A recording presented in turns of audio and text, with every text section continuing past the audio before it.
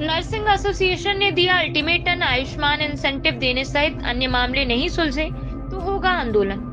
Nursing association द्वारा आज गुरुवार को आयुष्मान इंसेंटिव देने सहित कई मुद्दों को लेकर रीवा श्यामसा मेडिकल कॉलेज की डीन को ज्ञापन सौंपा गया है। एसोसिएशन ने कहा है कि यदि उनकी समस्याओं का निराकरण नहीं हुआ तो वह आंदोलन करने को मजबूर होंगे। इस संबंध में एसोसिएशन की अंबिका तिवारी ने कहा कि डॉक्टरों को आयुष्मान का इंसेंटिव दिया जा रहा है, लेकिन नर्सों को 2.5 वर्ष से अधिक समय बीत चुका है, भुगतान नहीं किया गया है। साथ ही जिनकी परिवीक्षा अवधि पूरी हो गई है, उनका टाइम स्केल मेडिकल कॉलेज की डीन द्वारा नहीं लगाया गया है, जिसके चलते नर्सों का आर्थिक नुकसान के साथ ही मानसिक नुकसान भी हो रहा है। हालांकि डीन ने समस्याओं का निराकरण करने का आश्वासन दिया है। इस अवसर पर अंबिका तिवारी के साथ सत्या शर्मा सहित सैकड़ों की संख्या में नर्सिंग स्टाफ मौजूद रहा। मांगों को लेकर क्या चीजें हैं और क्या है? अधिष्ठाता साहब से कई बार हम लोग मिल चुके हैं, लेटर दे चुके हैं। जो हम लोगों को आयुष्मान योजना से इंसेंटिव जो प्राप्त होता है वो पिछले 2-2.5 साल से नहीं दे रहे हैं, जबकि यहाँ पे काम करने वाले सारे चिकित्सकों को पिछले 2-3 माह का बचा है, बाकी सब मिल चुका है। तो ये लोग जो काम करते हैं तो काम में पक्षपात टाइप का दिखता है, नर्सों का नहीं होता, डॉक्टरों का हो जाता है। तो इसीलिए आज हम डीन के पास आए थे सारी समस्याओं को लेके कि नर्सेस की जो भी समस्या हैं फाइल में तत्काल होना चाहिए। फाइलें टेबल में पड़ी रहती हैं, ये लोग ध्यान नहीं देते हैं।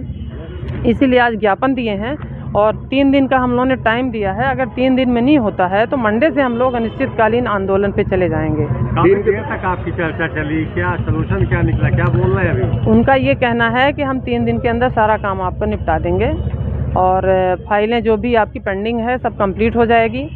और हमारे बच्चे जो जिनका टाइम स्केल लगना है, समय मान, वेतन मान, 10 साल की सेवा, 20 साल की सेवा, 30 साल की सेवा और 35 साल की सेवा के बाद पूरे जीवन काल में 4 टाइम स्केल मिलते हैं, वो भी लगा देंगे। क्योंकि यहाँ 3-3 साल हो गए हैं, बहुत सारे हमारे स्टाफ ऐसे हैं जिनका भी टाइम स्केल नहीं लगा है।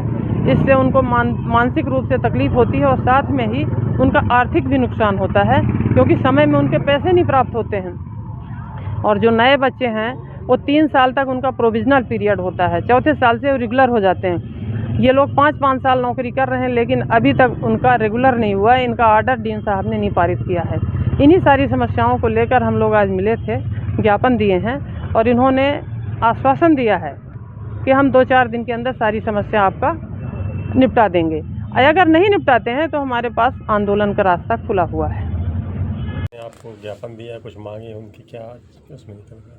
उनका कुछ आयुष्मान के जो एरियर्स, आयुष्मान का जो इंसेंटिव्स जो मिलते हैं, तो वो मिलने की जो थी, कई वर्षों से डिले था, शायद 2023 से था, तो वो पेंडिंग में था। तो वो हमने निकलवा दिया उनका आज, मतलब कि लाइक प्रोसेस में था उसका। तो वो हमारे साइन हो गए थे और वो अभी मेरे ख्याल से आज कल में बैंक में चला जाएगा। आज शाम तक भी जा सकता है बैंक में और फिर वहाँ से निकल जाएगा। सर, उनका आरोप है कि भेदभाव उनके साथ किया जाता है, डॉक्टरों को पहले हो गया और उनका अभी तक नहीं हुआ। नहीं, ऐसा कुछ नहीं है, उनका इकट्ठा था।